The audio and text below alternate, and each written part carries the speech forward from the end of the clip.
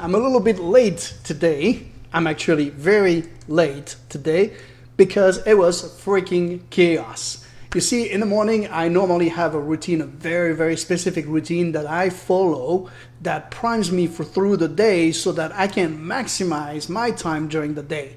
But today was not one of those days. It started off well, and then I fell into the urgency trap. And here's what I mean by that. So first, let's start by the routine. See, in my opinion, and in many people's opinion that I work with, that I talk to, the key to mastering your day is having a routine in the morning that's going to prime you for that day. So that no matter what happens later, no matter what problems may arise, things that you couldn't think of that happen, you're not thrown off your path and you know where you're going. So for me, that routine is very simple. It starts at 4:30 in the morning. I know, I'm crazy. 4:30 in the morning, I wake up and I start with a 15 to 20 minutes meditation time. Why do I do that so early? Because when you wake up, your brain is still in alpha wave, which is the brain waves that you have when you sleep. And so if you wake up and you go immediately or shortly after that into meditation, it's easier to get back into that alpha state, which is where the meditation happens.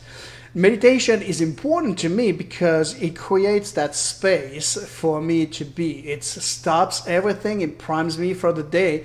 And oftentimes I have those thoughts that come, I don't know from where, but that are actually advices and things that I should be doing during the day. And when I do them, things get better. So first step is meditation. My second step is for 20 minutes, I will learn something new. So it could be a book, it could be a video, it could be an audio, whatever it is. I read for about 15-20 minutes. And I don't, like if it's a book, for example, or a video, I don't finish necessarily the video or the book. I read until I find something new that I didn't know that is quote unquote a revelation that I can incorporate into my daily routine, into my life. So 20 minutes of that. Immediately after that, I journal, what I discovered. That usually takes me about 15-20 minutes. And then it's high protein breakfast time and rest for about a half hour, 45 minutes. And then my next step after that is I ship myself with a P myself to the gym for about an hour where I do intense workout. So it's usually, running 2 miles under 9 minutes. And then I do what's called HIIT workout, which is like really, really intense exercise for a short period of time that with short period of recuperation in between. It's usually, each series is between 4 and 7 minutes. In between two series, you get 2 minutes of rest, and then you go on to another series. And it's been proven to be the most effective way to, number one, stay lean, and number two, build muscle mass without having to go crazy on the weight bench. So an hour of that. When I come back, my next step is to fuel my body with the right stuff, and I use a green drink. I used to make it myself. Now I use a powder. It's a lot easier and has the same effect. So green powder.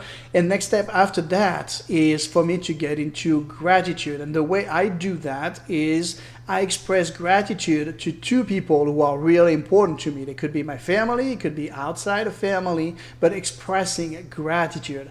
And once and only when I'm done with this, I go on to the last step, which is I call the stack. I didn't make it up. I learned it from somebody else, but it's basically a 15-20 minutes reflection on yourself, on your emotions, your fact, and the stories that you're telling yourself. And oftentimes when I do that, I realize that the stories that I'm telling myself are actually driven by feelings, and feelings oftentimes are the enemy because they do not reflect facts. And so it gives me a chance to put to rest some of the stories and the feelings that are not helpful during the day.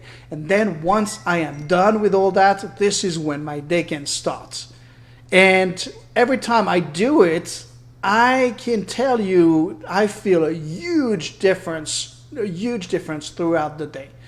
However, this morning it did not happen. I went for my walk and talk for about an hour, which was a 5-mile walk, which replaced the gym.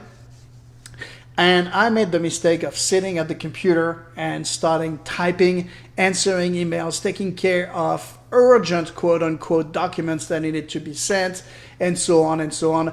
And the emails kept coming in, and I kept running on the email treadmill, and before you knew it, it was 10 a.m. and I was stressed. I didn't know what I was going to do with my day. I didn't know what else to do. I was confused. And it's kind of like the juggler, who's juggling with 3 balls, and if every 30 seconds you add 1 ball, so you go to 4 and 5 and 6 and 7, and then you get to the limit of how many that person can juggle, and he's going to start feeling tense, and then you add another one. Tension becomes stress, and stress, that's when you start dropping the balls, and this is what happened today.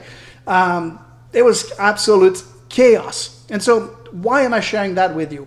Because the principle is that in order to accomplish a consistent, predictable results, you have to have a consistent, predictable routine, because you can't create chaos. You can create routine, you can create peace and clarity in the middle of chaos. It's impossible.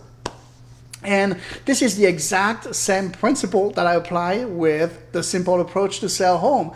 If you operate and if you shoot from the hip and you operate from chaos, meaning that one day you're going to do things a certain way, the next you're going to do it another way, and you're just going to be reactive and responsive to the emails and the phone calls, you cannot possibly do a good job. And especially when it comes to selling a home, you get only one chance at making a great impression in the marketplace. You only get a window of 30 days during which you really get the best chances of getting the best offer. And unless you have a routine, unless you have a formula in place, you're going to screw it up. And this is what a lot of agents do, because they shoot from the hip. They don't have a plan. They just go, they learn as they go. And the person paying the price for you is you, because it costs you time, costs you stress, costs you profits.